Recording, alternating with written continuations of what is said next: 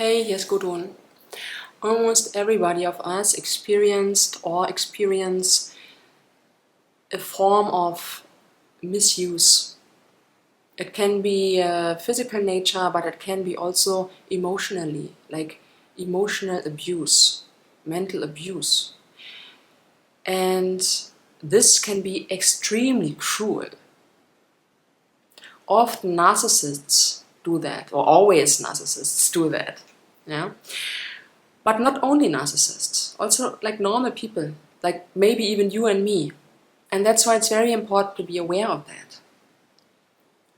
So the form I want to talk about today is the abuse of denying feelings of somebody else, forcing a change of them, and also manipulate others, how they need to feel.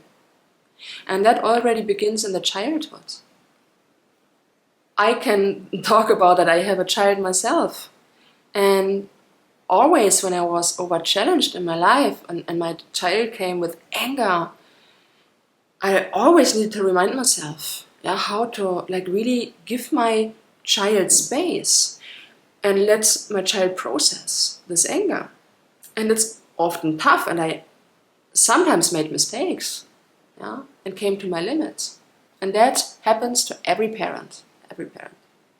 Some are aware and some try, but a lot of them, they are completely unconscious. So when the children feel anger or sadness, parents would say, you don't have any reason to be angry right now, shut up, go inside your room, you're not allowed to watch TV now for a week. They become punished.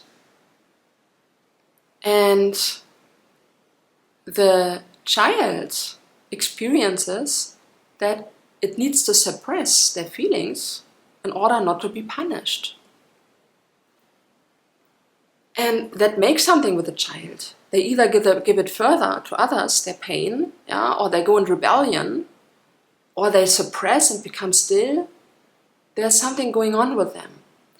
And it's a big mistake because the child can't process and can't grow and doesn't learn how to transform feelings and integrate them in their body.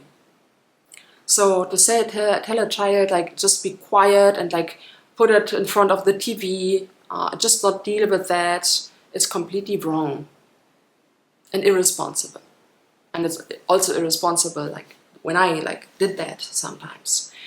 I never did anything. I was always aware, or went back when I realized it, but it's something we need to learn as parents, to give our children space to really process their feelings, whatever it is, and to sit with them. For example, me, when I'm really angry at somebody and the other one will not try to suppress my anger and tell me I don't have any reason or any right to feel like that because nothing happened, or I overreact or whatever, I become just more angry. When somebody does that, I go into fight. I want to stand up for my feeling. I want to protect my feeling, like myself. But if the other one would just be there with me and process and say, okay, I understand you. You just feel it. How can I blame you for that? It's a feeling. Then it disappears. I can relax. I say, okay, maybe I cry or I express more my anger, but then what can I do? The other one is there in a loving space. What can I do? And for the child, the same. When you're just there with your child and you say, okay, whatever brought you to be angry like that, you have all the right to be angry. There doesn't need to be a reason. The anger is just there. And then just let it be in their feeling and just process with him or her. And just be there and give support and try to find a solution through communication, loving communication. And then you show your child that it has a right to be itself and can be free and trust you. And also learn how to communicate, how to resolve feelings, to give them a direction in life. So the child can be whole. So nobody needs a reason to feel how they feel. We all have a herd energy system, and conflicts and whatever. And when somebody triggers that, and it's not even their intention, and we are angry, nobody can tell us we don't have the right. We just have it. We have the right to feel whatever we feel. The feeling is there. Of course, it's very important to take responsibility. Yeah? When we feel like that and we know it's a trigger or we don't know it's a trigger, yeah, it's still not necessary to go and fight with the other one or like whatever. Yeah, we need to take responsibility always for our feelings and not act from like unconscious darkness or revenge or whatever. Yeah, but here it's about the misuse of somebody else who would deny our feelings. So when we have the feeling, and the other one, the violator, would tell us we don't have the right to feel, we need to shut up, and that all or like that's happened in so many relationships. Even not if the like, even if the other one is not a narcissist, it can happen with everybody. Yeah. So we are angry, and the other one tells us you don't have a right to feel like that. You don't have a reason to feel like that. Like, be quiet. Like. They reject. Yeah, they would reject us. They would blame us for that feeling. They would try to suppress it and to change it.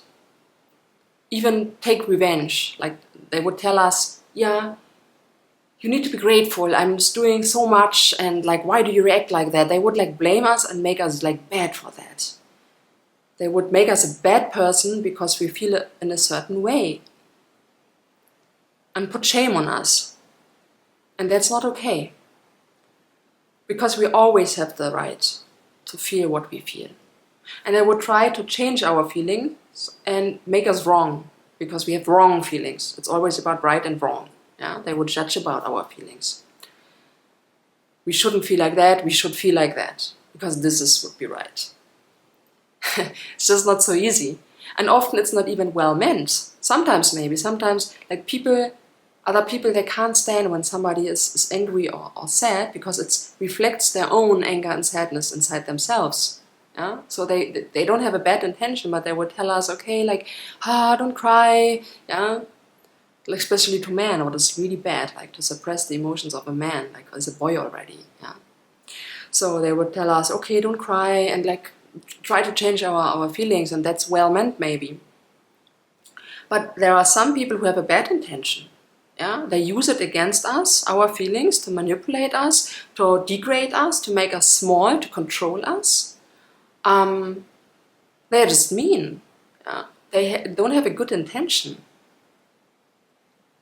They use it to gain power from that, to make themselves better than us. Also, it's a misuse of power.